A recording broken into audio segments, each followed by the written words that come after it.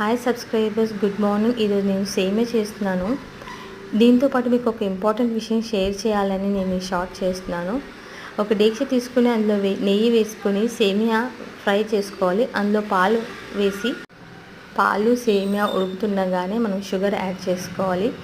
ఒక 2 అవర్స్ ముందు నానబెట్టుకున్న సగ్గు బియ్యాన్ని మనం మళ్ళీ ఒక చిన్న డేక్షలో ఉడికించుకొని పాలు వేసుకొని షుగర్ వేసుకొని ఉడికించుకొని ఈ సేమియాలో యాడ్ చేసేసుకున్న తర్వాత ఒక నెయ్యి వేసుకొని మనకు కావాల్సిన కాజు, బాదాం, కిస్మిస్, పిస్తా అన్నీ కూడా ఇందులో కలుపుకోవచ్చండి. సో మనం అందరం కూడా ఏం చేస్తున్నామంటే ఇలా గ్రీనరీని అంతా కట్ చేసుకుంటూ బిల్డింగ్లు, విల్లాలు కట్టేసుకుంటాము.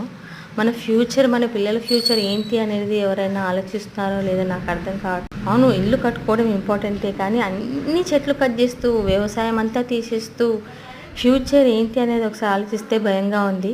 ఇది మీకు కూడా కరెక్ట్ అనిపిస్తే లైక్